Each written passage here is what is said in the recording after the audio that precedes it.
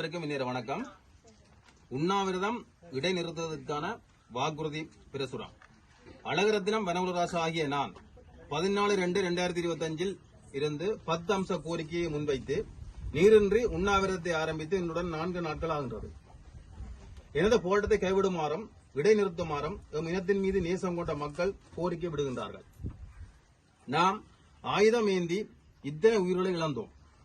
ஆனால் நாங்கள் பயங்கரவாதிகள் என்று முத்திரை குத்தினார்கள்.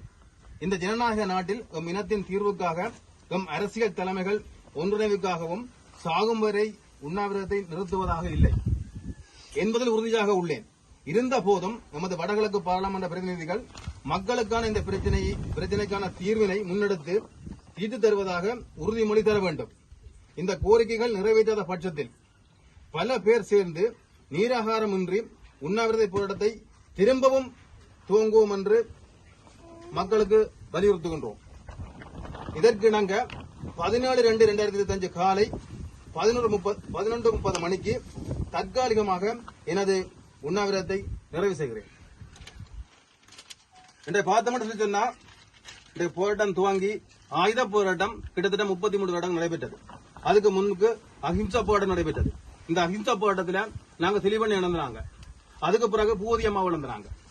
இன்றைக்கு திரும்பவும் எங்களது உறவுண்டு இன்றைக்கு கால இழந்து அம்பாறை மாவட்டத்தில் புறப்படமாக கொண்டு இன்றைக்கு இங்க வந்து எங்களுக்காக போடின ஒரு உறவுண்டு திரும்பவும் அதே நிலைக்கு தள்ளப்படுறத நாங்க விரும்பல.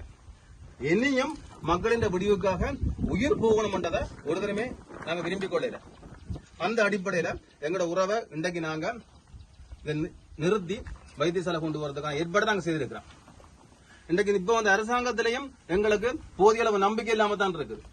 இன்றைக்கு அரசியல் கைதிகள் இன்றைக்கு இத்தனை வேடமாக இருக்கின்றார்கள், எத்தனை பேர் இருக்கிறாங்க கூட தெரியாம இருக்குது. அதுக்கு பிறகு இன்று வரைக்கும் காணியில எந்தவித முன்னேற்றமும் இல்லை. என்று சொன்னா திருப்பி தாரத்தை கூட அவங்க விரும்புறாங்க. இந்த காணியை ஏகப்பட்ட மக்களுடைய பிரச்சனையை தீர்த்து வைக்கிறதுக்கு இதுவரைக்கும் எந்த விதமான முயற்சிகளும் இல்லை. எங்க அகிம்சவளை போராட்டத்தில் உயிரை கொடுத்து தான் நாங்க இதை போராட்டம் சொல்லி சொன்னா இனி வரும் காலங்கள்ல இது தொடரும். அது எந்த மாற்றக்கிறதுக்கும் இடம் இல்லை. நாங்க தெளிவாத்தான் இருக்கிறோம். இன்றைக்கு இந்த முள்ளிவாக்கல் மண்ணில இன்றைக்கு எவ்வளவோ உயிர்களை அப்பாவி உயிர்களை நாங்கள் இழந்தாங்க. அந்த நேரம் சர்வதேசம் எங்களை கண்டுகொள்ளல. இந்த இலங்கையில உள்ள தென்னிலங்கை மக்களும் எங்களை கண்டுகொள்ளல.